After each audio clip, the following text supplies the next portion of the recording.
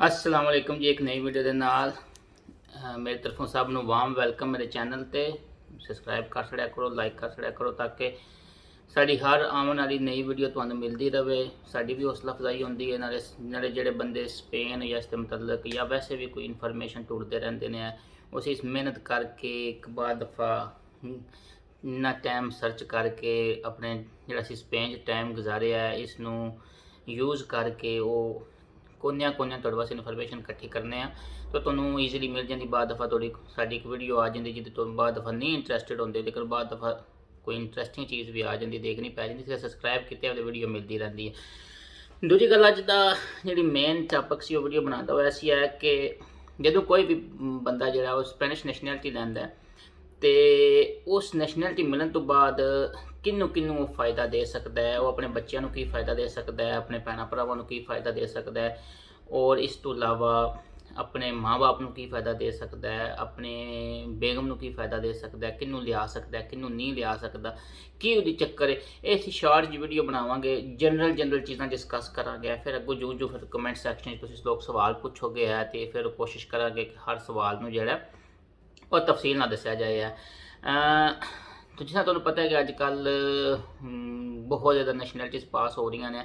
पहले तो यह चीज़ है जो नवे सुनने वाले ने उन्होंने पता होना चाहिए कि स्पेन के नैशनैलिटी अप्लाई करने वास्ते 10 साल लीगल चाहिए ने। 10 साल लीगल वास्ते जो पहले 3-4 साल इलीगल चाहिए ने, क्योंकि जो भी बंदा को आंदा है वो आके अपना इंदराज करना होंगे, मूवमेंट 2-4 महीने ज़ाया भी हो जाते हैं, जरूर नहीं आंदा साल ही 15 मिनट हो जाए। फिर वो 3 साल गुजारता है, 3 साल गुजारन तो बाद फिर जनाब वो पेपर जमा करांदा है। जरूरी नहीं कि किस्मत पहली दफ़ा ही मेहरबान हो, अटैम्प्ट हो, 6 महीने भी लग सकते हैं, साल अमूमन एवरेज 4 साल गिनने असी है। 4 साल सर वो कर लो, 10 साल लीगल कर दो, 14 साल। उस तो बाद तुम नैशनैलिटी अप्लाई कर दो, नैशनैलिटी अप्लाई करने ते 2 साल कर लो, यह प्रोसैस 16 साल लैंदियां लुंदियां तुहानू जिंदगी के 17 साल लग जाते हैं। उस तो बाद तुम नैशनैलिटी अप्लाई कर सकते हो। उस ये लैता डिबेट कदे करांगे है, करनी चाहिए नहीं करनी चाहिए, जिंदगी का की हिस्सा गुजर जाता वो वक्री गल है। जिस गल कर रहे थे कि बंदे जो नैशनैलिटी लै रहे हैं अजकल बहुत ज़्यादा, पाकिस्तानी भी बहुत ज़्यादा नैशनैलिटी लै रहे हैं, क्योंकि पाकिस्तानियों की भी पहली खेप जी हूँ तैयार होकर नैशनैलिटियाँ लैके निकलती भी है, इतों बहुत ज़्यादा निकल चुके हैं। तो 2005 तो बाद बहुत ज़्यादा पाकिस्तानी स्पेन च आए हैं, तो ਉਹਦੀ ਵਜ੍ਹਾ ਤੋਂ ਹੁਣ ਸਭ ਨੂੰ ਆਸਤਾ ਆਸਤਾ 10-10 ਸਾਲ ਹੁੰਦੇ ਜਾਂਦੇ ਬਨੇ, ਸਾਰੇ ਨੈਸ਼ਨੈਲਿਟੀਆਂ ਜਮ੍ਹਾਂ ਕਰਾ ਕੇ ਨਿਕਲੇ। ਹੁਣ ਸਵਾਲ ਹੈ ਜਨਮ ਲੈਂਦਾ ਪੈਦਾ ਹੁੰਦਾ ਕਿ ਨੈਸ਼ਨੈਲਿਟੀ ਲੈਣ ਤੋਂ ਬਾਅਦ ਅਸੀਂ ਕੀ ਕਰ ਸਕਨੇ ਹਾਂ, ਸਾਨੂੰ ਇਹਦੇ ਤੇ ਕੀ ਫਾਇਦੇ ਹੋ ਸਕਦੇ ਨੇ, ਹੈ ਕਿ ਸਾਡੀ ਫੈਮਿਲੀ ਤੇ ਕੀ ਦਾ ਇੰਪੈਕਟ ਹੋ ਸਕਦਾ ਹੈ। ਇਹਨੂੰ ਅਸੀਂ ਤਕਸੀਮ ਕਰਨੇ ਆ 2 ਹਿੱਸਿਆਂ 'ਚ।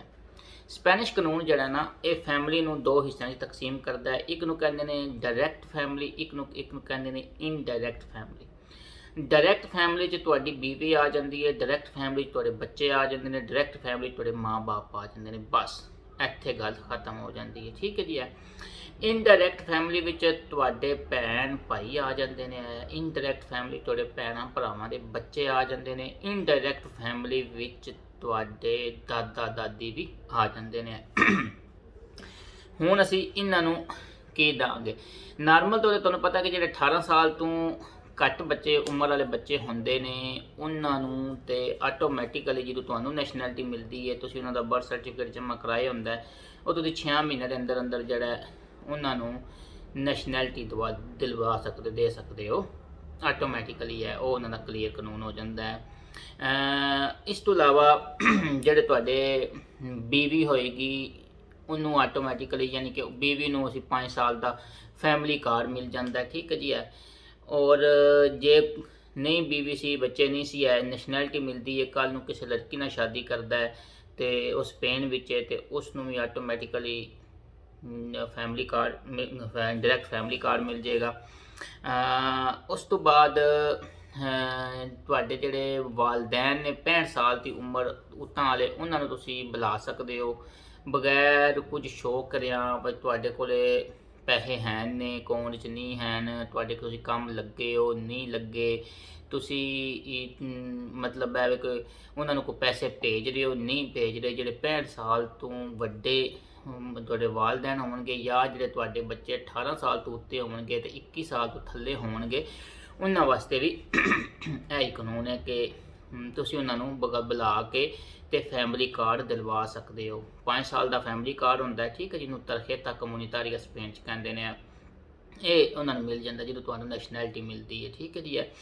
ਹੁਣ ਉਸ ਤੋਂ ਬਾਅਦ ਆਉਂਦਾ ਹੈ ਕਿ ਅਗਰ ਉਹ ਵਾਲਦੈਨ 65 ਸਾਲ ਤੋਂ ਥੱਲੇ ਨੇ ਜਾਂ ਬੱਚਾ ਕੋਈ 21 ਸਾਲ ਤੋਂ ਉੱਤੇ ਵੇ, ਉਹਦੇ ਵਾਸਤੇ ਫਿਰ ਕੀ ਤਰੀਕਾ ਹੈ? ਉਹਦੇ ਵਾਸਤੇ ਤੁਹਾਨੂੰ ਡਿਪੈਂਡੈਂਸੀ ਇਕਨੋਮਿਕ ਸ਼ੋ ਕਰਨੀ ਪੈਂਦੀ ਹੈ ਕਿ ਜੀ ਇਹ ਬੰਦੇ ਮੇਰੀ ਫੈਮਿਲੀ ਮੈਂਬਰ ਨੇ, ਇਹ ਬੰਦੇ ਮੇਰੇ ਤੇ ਡਿਪੈਂਡ ਕਰਦੇ ਪਏ ਇਕਨੋਮਿਕਲੀ, ਔਰ ਇਹਨਾਂ ਦੇ ਖਰਚੇ ਮੈਂ ਹੀ ਚਲਾ ਰਿਹਾ ਵਾਂ।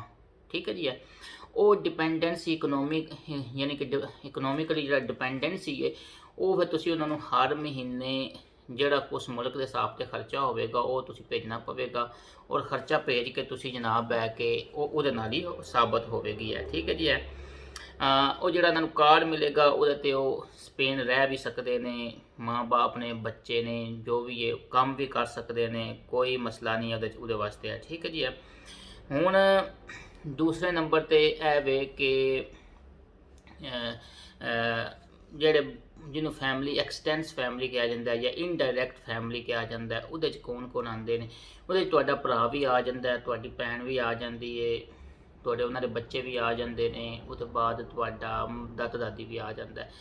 ਇਹ ਥੋੜ੍ਹਾ ਜਿਹਾ ਐਕਸਟੈਂਸ ਹੁੰਦੀ ਫੈਮਿਲੀ, ਇਹਦੇ 'ਤੇ ਜ਼ਿਆਦਾ ਰੁਕਾਵਟਾਂ ਪੈਦਾ ਕਰਦੇ ਨੇ, ਹੈ ਵੈਸੇ ਵੀ ਜ਼ਿਆਦਾ ਰੁਕਾਵਟਾਂ ਪੈਦਾ ਕਰਦੀ ਹੈ, ਇੱਥੇ ਸਨਹੇਰੀਆ ਵੀ ਜ਼ਿਆਦਾ ਰੁਕਾਵਟਾਂ ਪੈਦਾ ਕਰਦੀ ਹੈ, ਕਿਉਂਕਿ ਤੁਸੀਂ ਸ਼ੋਅ ਕਰਨਾ ਹੁੰਦਾ ਹੈ ਇਕਨੋਮਿਕਲੀ ਡਿਪੈਂਡੈਂਸੀ। ਮੈਨੂੰ ਯਾਦ ਹੈ ਇੱਥੇ ਪਿੱਛੇ ਜੇ ਮੇਰਾ ਇੱਕ ਵਾਕਫ ਹੀ ਬਣਿਆ ਸੀ, ਮੁੰਡਾ ਲੜਕਾ ਬੰਗਾਲੀ, ਅਤੇ ਉਹ ਯੂਕੇ ਦੇ ਸੀ, ਤੋਂ ਸਪੇਨ ਆਏ ਸੀ ਸਪੈਸ਼ਲ, ਕਿਉਂਕਿ ਯੂਕੇ 'ਚ ਉਦੋਂ ਯੂਕੇ ਜਿਹੜਾ ਯੂਰਪੀ ਯੂਨੀਅਨ ਦਾ ਮੈਂਬਰ ਹੁੰਦਾ ਸੀ, ਅਤੇ ਉਹ ਇੱਥੇ ਆਏ ਸੀ ਤਾਂ ਕਿ ਉਹ ਆਪਣੀ ਹਾਲਾਂ ਨੂੰ ਬੁਲਾਉਣਾ ਚਾਹੁੰਦੇ ਸੀ। ਉਹਨਾਂ ਕੋਲ ਯੂਕੇ ਦੀ ਨੈਸ਼ਨੈਲਿਟੀ ਸੀ, ਅਤੇ ਉਹਨਾਂ ਨੇ ਆ ਕੇ ਇੱਥੇ ਸਾਰੀ ਡਿਪੈਂਡੈਂਸੀ ਇਕਨੋਮਿਕਲੀ ਸ਼ੋਅ ਕੀਤੀ, ਅਤੇ ਉਹ ਡਾਕਾ ਐਮਬੈਸੀ ਉਹਨਾਂ ਦੇ ਵੀਜ਼ਾ ਲੱਗ ਕੇ ਤੋਂ ਰਿਜੈਕਟ ਉਹਨਾਂ ਲਾ ਦਿੱਤਾ ਸੀ, ਕਿਉਂਕਿ ਉਹਨਾਂ ਦਾ ਯੂਕੇ ਜਿਹੜਾ ਨਿਕਲਣ ਕਰ ਰਿਹਾ ਸੀ। ਇਸ ਗੱਲੇ ਇਹ ਜਿਹੜੇ ਕੇਸਿਸ ਹੁੰਦੇ ਨੇ ਨਾ ਇਨਡਾਇਰੈਕਟ ਫੈਮਿਲੀ ਵਾਲੇ, ਇਹ ਟੋਟਲੀ ਜ਼ਿਆਦਾਤਰ ਐਮਬੈਸੀ 'ਤੇ ਡਿਪੈਂਡ ਕਰਦੇ ਨੇ। ਇਹ ਬਾਅਦ ਦਫਾ ਤੁਹਾਡੀ ਲੱਕ ਚੱਲ ਹੀ ਜਾਂਦੀ, ਬਾਅਦ ਦਫਾ ਨਹੀਂ ਵੀ ਚੱਲਦੀ ਨਾ। ਇਹ ਇਨਡਾਇਰੈਕਟ ਫੈਮਿਲੀ ਦਾ ਚੱਕਰ ਹੀ ਜਿਹੜਾ ਯੂਕੇ ਜਾ ਕੇ ਬੰਦਿਆਂ ਨੇ ਬਹੁਤ ਫੈਮਿਲੀ ਆਪਣੀ ਮੰਗਾਈ ਹੈ। ਉਹਦੇ ਵਿੱਚ ਤੁਸੀਂ ਉਹਨਾਂ ਨੂੰ ਬਕਾਇਦਾ ਪੈਸੇ ਭੇਜਣੇ ਹੁੰਦੇ ਨੇ ਕਿ ਇੰਨੇ ਪੈਸੇ ਉਸ ਮਤਲਬ ਉਹਦੇ ਅਕਾਊਂਟ 'ਚ, ਤੁਹਾਡੇ ਨਾਂ ਤੋਂ ਉਹਦੇ ਅਕਾਊਂਟ 'ਚ ਜਾ ਰਹੇ ਹੋਣਾ ਹੈ ਜਿਸ ਨੂੰ ਤੁਸੀਂ ਬੁਲਾਉਣਾ ਹੈ, ਔਰ ਉਸ ਤੋਂ ਬਾਅਦ ਉਹ ਕੁਝ ਅਰਸਾ 6 ਮਹੀਨੇ ਸਾਲ ਤੁਹਾਡਾ ਚੱਲਦਾ ਰਹੇ, ਫਿਰ ਤੁਸੀਂ ਉਹਨਾਂ ਦਾ ਇੱਥੇ ਕੇਸ ਜਮ੍ਹਾਂ ਕਰੋਗੇ। ਸਨਹੇਰੀਆ ਤੁਹਾਡੇ ਕੋਲ ਬਹੁਤ ਜ਼ਿਆਦਾ ਡਾਕੂਮੈਂਟਸ ਮੰਗੇਗਾ, ਤੁਹਾਡੇ ਕੰਮ ਦੇ ਡਾਕੂਮੈਂਟਸ ਮੰਗੇਗਾ, ਤੁਸੀਂ ਇੱਥੇ ਕੀ ਕਰਦੇ, ਫਿਰ ਉਹਨਾਂ ਦੇ ਮੰਗੇਗਾ, ਫਿਰ ਜਾ ਕੇ ਉੱਥੇ ਤੁਹਾਡਾ ਐਮਬੈਸੀ 'ਚ ਇੰਟਰਵਿਊ ਹੋਵੇਗਾ, ਔਰ ਉਸ ਤੋਂ ਬਾਅਦ ਸਾਰੀ ਲੱਕ ਖੇਡਦੀ ਹੈ। ਬਾਅਦ ਦਫਾ ਐਮਬੈਸੀ ਮੁਤਮਿਨ ਹੋ ਜਾਂਦੀ ਹੈ ਕਿ ਵਾਕਈ ਹੀ ਇਕਨੋਮਿਕਲੀ ਡਿਪੈਂਡੈਂਟ ਇਹਦੇ 'ਤੇ ਹੈ, ਔਰ ਰਿਲੇਸ਼ਨ ਜੋ ਸ਼ੋਅ ਕਰ ਰਹੇ ਨੇ ਵਾਕਈ ਸੱਚਾ ਹੈ। ਲੇਕਿਨ ਸਭ ਤੋਂ ਇੰਪੋਰਟੈਂਟ ਹੁੰਦਾ ਹੈ ਇਕਨੋਮਿਕਲੀ ਡਿਪੈਂਡੈਂਸੀ ਦਾ। ਅਗਰ ਉਹ ਮੁਤਮਿਨ ਹੋ ਜਾਣ ਤਾਂ ਵੀਜ਼ਾ ਲਾ ਦਿੰਦੇ ਨੇ, ਨਾ ਮੁਤਮਿਨ ਹੋਣ ਤੇ ਨਹੀਂ ਵੀਜ਼ਾ ਲਾ ਕੇ ਦਿੰਦੇ ਹਨ। ਠੀਕ ਹੈ ਜੀ। ਬਹੁਤ ਸ਼ੁਕਰੀਆ, ਥੈਂਕ ਯੂ, ਅੱਲਾ ਹਾਫਿਜ਼।